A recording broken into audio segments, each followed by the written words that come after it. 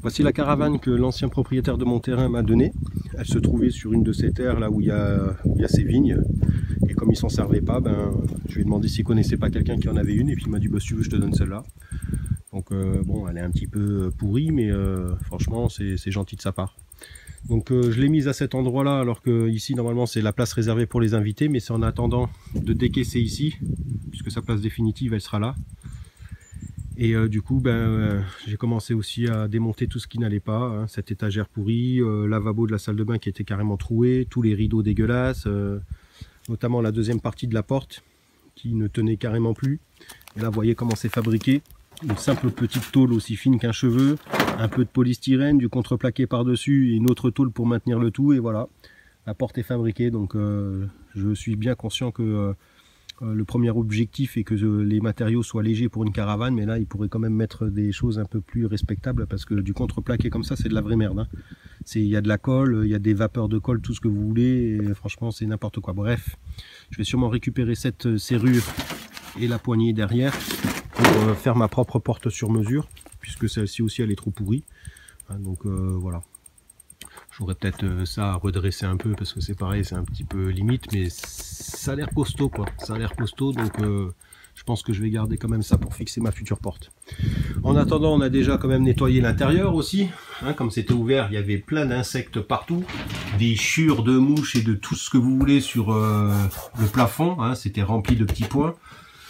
Dans les étagères, des insectes morts de toutes sortes quoi, voilà, donc on a commencé à faire un premier nettoyage au vinaigre blanc et bicarbonate de soude.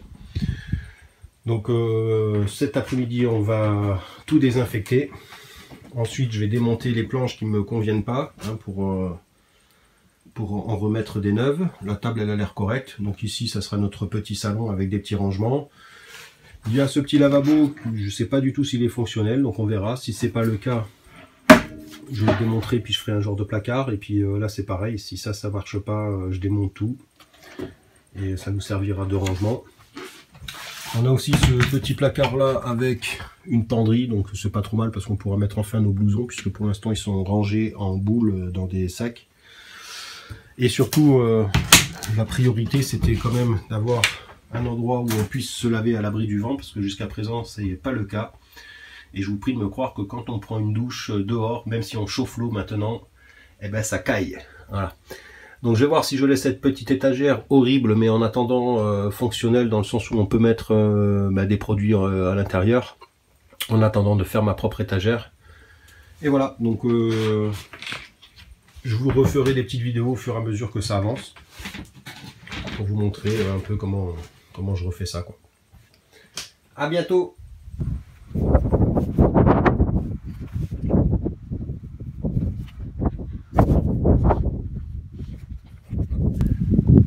Une des dernières récoltes de l'année. Alors vous voyez, elles sont un peu abîmées parce qu'il a plu et elles éclatent un peu, mais en tout cas on va bien nettoyer ça et on va pouvoir encore déguster nos tomates. Regardez ça, c'est fou, hein.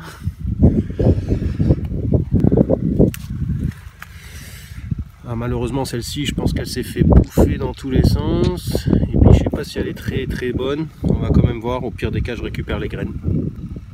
Il en reste toujours 2-3 par pied.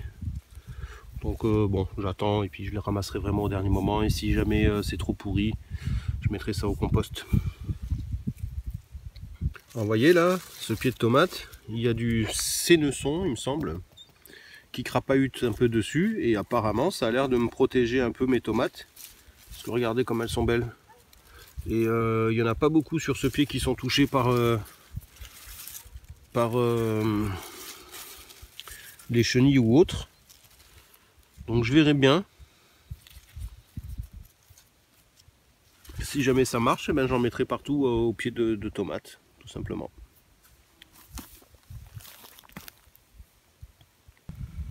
Les aubergines continuent à pousser.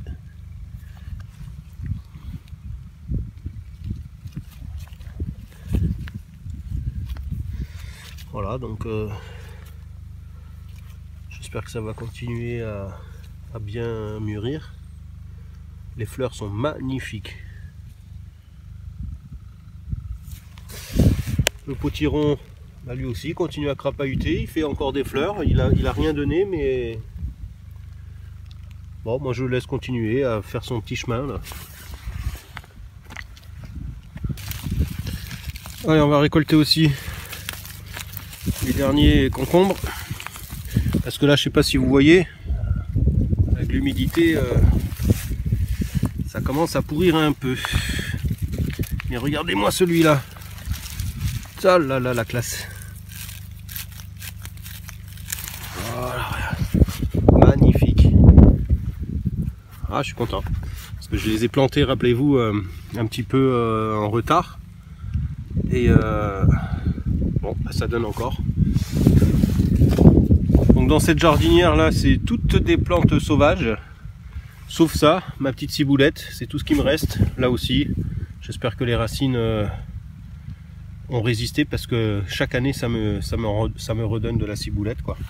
Donc on verra bien. En tout cas, tout ça là, j'espère que ça va fleurir et que ça va me donner un peu de couleur pour le printemps prochain. Ça c'est mon compost, donc je l'ai fait vite fait, hein, je mettrai d'autres palettes autour pour boucher un peu les trous, mais en tout cas voilà, on a ce petit truc en premier, et puis ça va me donner de la terre pour l'année prochaine. Là c'est toutes les tomates que j'ai récupérées qui sont pas assez belles pour être mangées, donc je vais prélever toutes les graines et puis je mettrai les pots dans le composteur.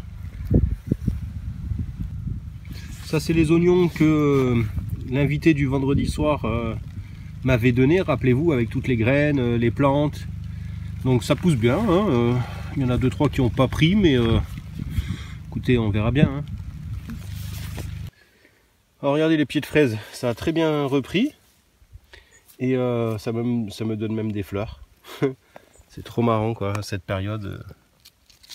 Donc je vais essayer de les garder bien comme il faut pour le printemps prochain. Et voilà, donc ça me sert de serre si vous voulez, comme ça les protège. Bonjour à vous, nous sommes le mardi 22 octobre. Et voyez que c'est période de pluie, et ça fait vraiment trop du bien à la terre. Alors, ce matin, on cueille les châtaignes.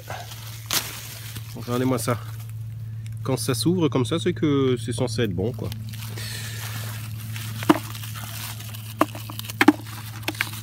Donc les toutes petites, je les garderai pour mettre dans le feu. Et les grosses, eh ben, on fera une petite recette et on vous montrera ça. Vous voyez le petit lapin en liberté. Du coup, on a décidé de le laisser comme ça parce que il s'était barré un peu et il est revenu au bout d'une semaine. Et du coup, en rentrant dans l'enclos, ben, je l'ai enfermé pendant 2 jours et puis je voyais très bien qu'il n'était pas content, quoi. Donc là, j'ai décidé de le laisser en liberté et puis ben, de faire un petit peu attention quand même, hein.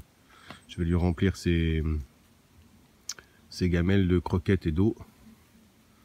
Et voilà, comme ça il peut gambader un peu, et voilà, j'espère qu'il reviendra. Il n'y a pas de raison, hein, parce que, comme je vous dis, il reste dans le coin.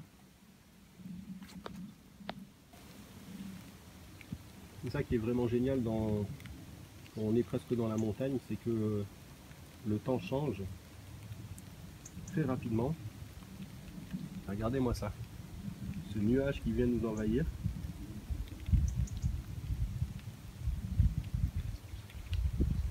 Alors il y a 2-3 jours, on a eu des rafales de vent vraiment exceptionnelles, ça dépassait les 60 km/h. La preuve, regardez ma petite structure en ferraille que j'avais plantée vraiment au moins 50 cm, ça n'a pas tenu. On a eu aussi pas mal de dégâts au niveau du cabanon et puis de la toile de tente. C'est vous dire à quel point le vent a soufflé très fort. Donc là, je vais tout démonter, mais je vais récolter d'abord les concombres. Donc je vous fais partager ça vite fait.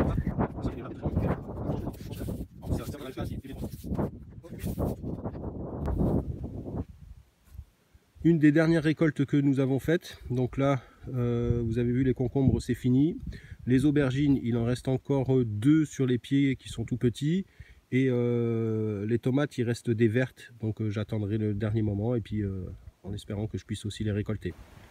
Alors ici c'est la tonne d'eau de 1000 litres en dur, Et du coup, je sais pas si vous vous rappelez, ici il y avait une palette avec plein d'affaires dessus et c'était pas spécialement bien rangé. Et donc là, j'ai commencé à tout nettoyer, décaisser. Et résultat des courses, vous voyez, ça me fait quand même à peu près 1,5 m carré de place, quoi.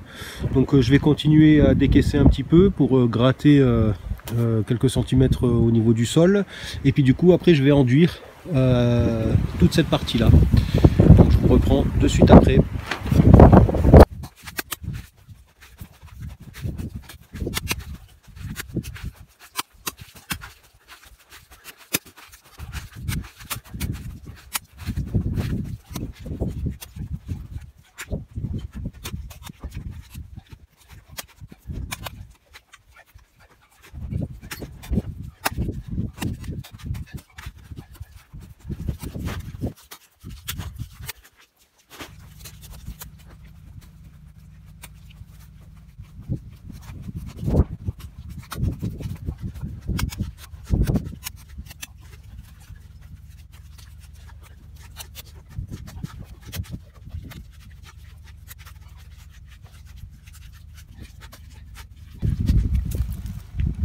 Et voilà, je vais laisser sécher, je vais décaisser là et puis je vais commencer à mettre mes palettes pour un futur rangement.